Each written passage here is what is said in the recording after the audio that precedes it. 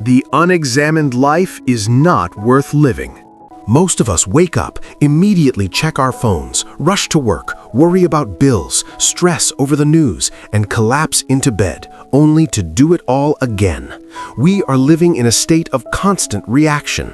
We react to emails, we react to traffic, we react to the fluctuating economy, and we react to other people's opinions of us. We feel like passengers in our own vehicles, drifting wherever the current takes us, secretly terrified that we are missing the point of it all. Stoicism isn't just about endurance, it is about asking the right questions to regain the steering wheel.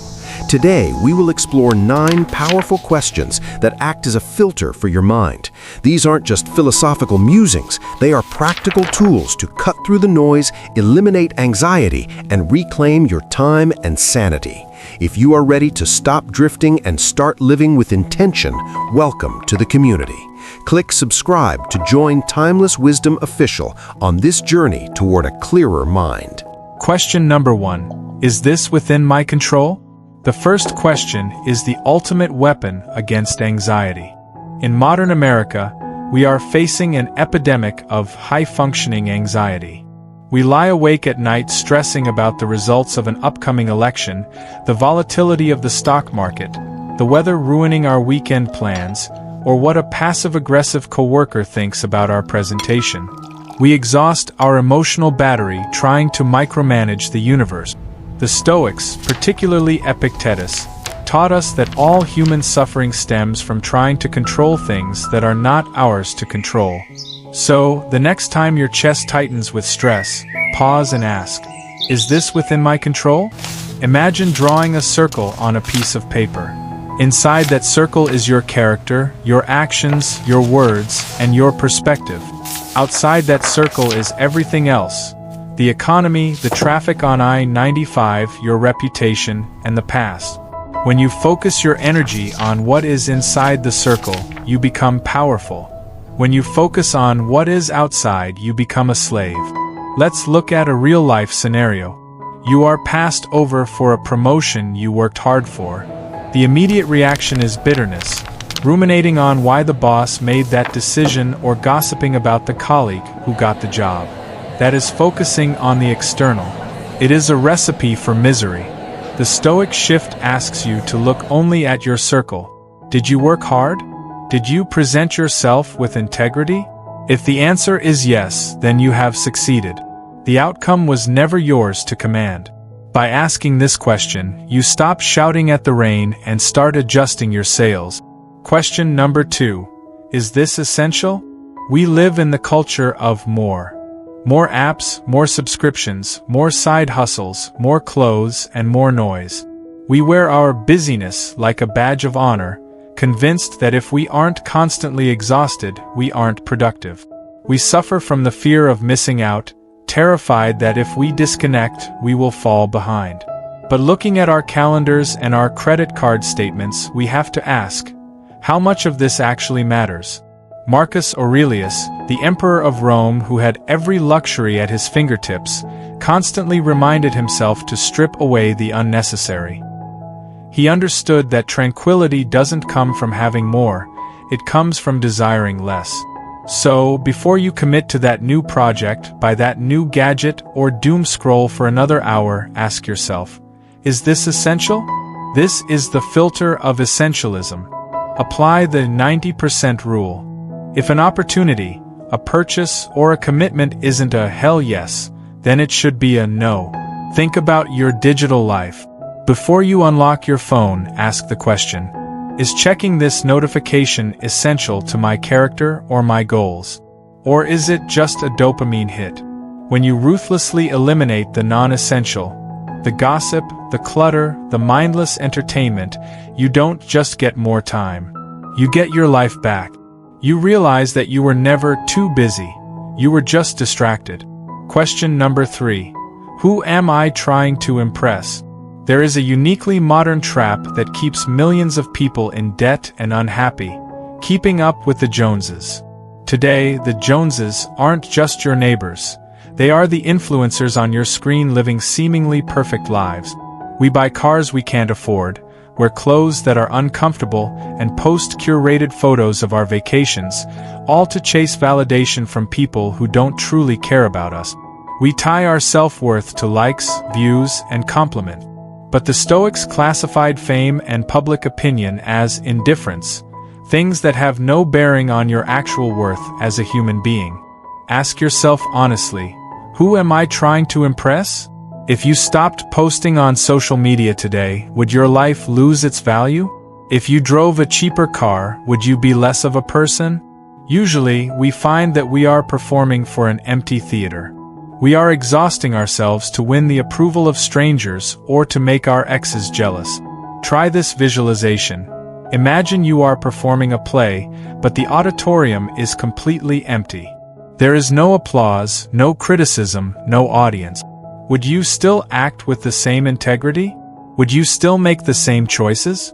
If the answer is no, then you are living for the crowd, not for yourself. Stop buying things you don't need, with money you don't have, to impress people you don't even like. Your character is the only currency that matters. Question number 4. What is the worst that can happen? We live in a society driven by risk aversion. We are paralyzed by the fear of failure. How many of you are staying in a dead-end job you hate, simply because the thought of leaving feels unsafe? How many of you stay in toxic relationships because you are afraid of being alone? We are terrified of the unknown, so we choose comfortable misery over the possibility of growth.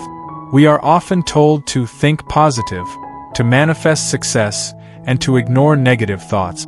But the Stoics had a different, more powerful tool called premeditatio malorum, the premeditation of evils. Instead of hoping for the best, they deliberately visualized the worst.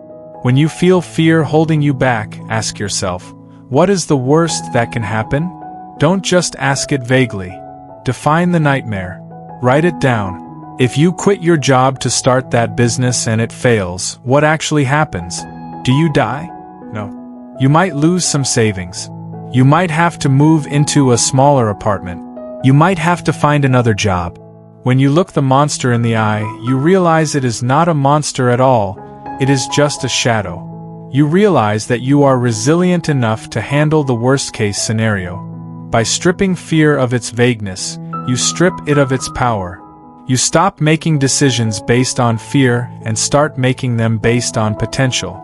You realize that the cost of inaction is far higher than the cost of failure. Question number 5. Is this acting or reacting? Modern life is designed to trigger you. We live in an outrage culture. You open social media and see a headline designed to make you angry. You check your email and see a passive-aggressive message from a client. You get in your car and someone cuts you off in traffic. In these moments, your pulse races, your face gets hot, and you snap. You send the angry text. You scream at the other driver. You let a stranger dictate your emotional state for the rest of the day. The Stoics remind us that there is a gap between the stimulus, what happens to you, and the response, what you do about it. Freedom lives in that gap. The next time you feel that surge of emotion, pause and ask, is this acting or reacting? If you react instantly without thought, you are not a free person. You are a puppet, and the person who annoyed you is holding the strings. They pull and you dance. Is that how you want to live? Controlled by others? A Stoic does not suppress emotion, but they process it. Take the 3-second pause. Breathe. Step back. Ask yourself if this anger serves a purpose. Usually it does not. By choosing to act with reason rather than react with impulse, you cut the strings. You maintain your dignity and your peace, regardless of the chaos around you. Question number 6. What would my role model do? We often feel lost in the complexity of the modern world. We face ethical dilemmas at work, difficult conflicts in our families, and confusion about how to move forward. In a society that often promotes moral relativism, where truth is whatever feels good in the moment, it is easy to lose your way. We lack a North Star. When you are unsure of the right path, when you are tempted to take the easy way out or to compromise your integrity, ask yourself, What would my role model do? The Stoics believed in the concept of the sage, an ideal of perfect wisdom. But you don't need a mythical figure. You can use a real one. This is your personal board of directors. Maybe it's your grandfather who always kept his word. Maybe it's a historical figure like Marcus Aurelius or Lincoln. Maybe it's a mentor you admire. When you face a crisis, imagine they are standing right beside you. What advice would they give? How would they handle this insult? Would they panic or would they stand firm? By consulting this external standard, you step outside of your own biased, emotional perspective. You align your behavior with the best version of yourself. You stop making choices based on what is easy and start making choices based on who you want to become. Question number 7. Does this align with nature? How much of your mental energy is spent fighting against reality? We complain about the weather when it rains on our vacation. We complain that we are getting older. We complain that traffic is heavy at 5 p.m. We adopt a "why me?" victim mentality, acting as if the universe has personally conspired to ruin our day. This is the source of endless suffering, wanting the world to be different than it is. The Stoic concept of amor fati, a love of fate, challenges us to not just bear what happens, but to embrace it. When you encounter friction, ask, does this align with nature? Traffic is a natural part of a busy city. Rain is a natural part of the ecosystem. Aging is a natural part of being alive. When you fight these things, you are fighting nature itself, a war you will never win. Instead of screaming at the delay, accept it. Use that time to listen to a podcast or practice patience. Instead of lamenting your age, appreciate the wisdom that comes with it. When you accept reality as it is, rather than how you wish it was, you become invincible. You stop wasting energy on resentment and start using it for adaptation. You turn obstacles into the path itself. Question number 8. If today were my last day, would I do this? We suffer from a dangerous illusion, the illusion of infinite time. We say, I'll start that business next year. I'll forgive my brother when I'm ready, or I'll take that trip when I retire. We treat life as if we have an unlimited supply of tomorrows. This is why we procrastinate. This is why we hold on to petty grudges. This is why we stay in jobs that drain our souls, trading our precious, limited hours for a paycheck we barely have time to enjoy. But the harsh reality, the one we try so hard to ignore, is that you are dying. Every second that passes is a second you will never get back. The Stoics did not view death as something morbid to be feared. They viewed it as the ultimate tool for prioritization. This is memento mori. Remember that you must die. It sounds dark, but it is actually the most life-affirming concept you will ever learn. So, look in the mirror tomorrow morning and ask, if today were my last day, would I do this? If you knew, with 100% certainty, that your time was up at midnight, would you spend your final hours arguing with a stranger on the internet? Would you spend them worrying about a stain on your shirt? Would you spend them paralyzed by the fear of embarrassment? Of course not. You would tell the people you love that you love them. You would savor your coffee. You would do only what matters. All the trivial noise, all the superficial worries, all the indifference would vanish instantly. When you ask this question, you stop sleepwalking. You realize that someday is not a day of the week. You start living with urgency. You forgive quickly because you don't have time for hate. You take the risk because you realize the only true risk is reaching the end of your life and realizing you never actually lived it. Question number 9. Did I make progress today? How often do you go to bed feeling heavy?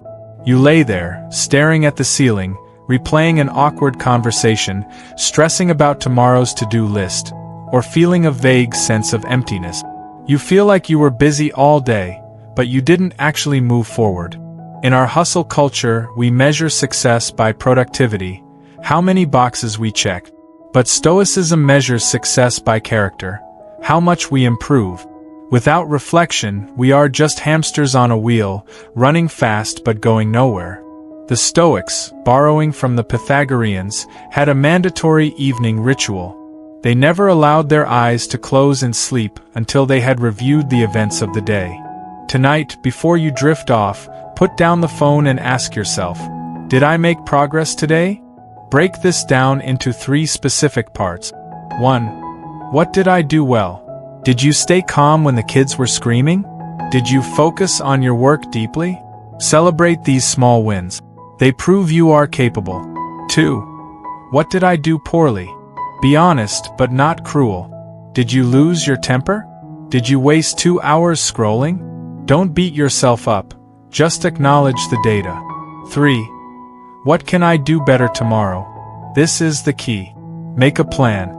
Tomorrow, when I feel that frustration rising, I will take a walk instead of snapping. This isn't about guilt. It's about course correction. If you are 1% better tomorrow than you were today, you are winning. By asking this question every night, you ensure that your life is a constant upward trajectory of growth, rather than a flat line of stagnation. You become your own coach, your own critic, and your own master. The fortress of the mind. We have traversed 9 questions. From controlling the controllables to accepting our mortality.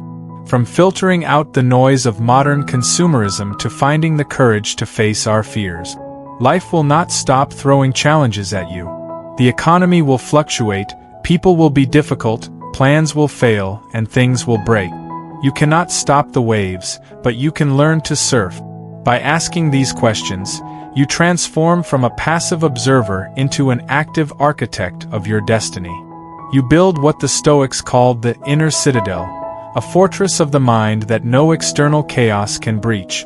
When you have these answers, you are never lost, because you always know how to find your way back to reason, to virtue, and to peace. Thank you for investing your most valuable resource, your time, with Timeless Wisdom Official today. In a world fighting for your attention, you chose to focus on your growth, and that speaks volumes about your character. If these questions sparked a realization in you, please help us spread this message. There is someone out there right now drowning in anxiety who needs to hear this. Click the like button to help the algorithm find them. Subscribe to ensure you don't miss our next lesson on mastering the art of living. I want to hear from you. We are building a community of wisdom seekers here. Which of these 9 questions do you need to ask yourself the most right now? Is this within my control? Or perhaps if today were my last day? Let me know in the comments below and let's discuss. Until next time, stay wise, stay strong, and keep asking the questions that matter.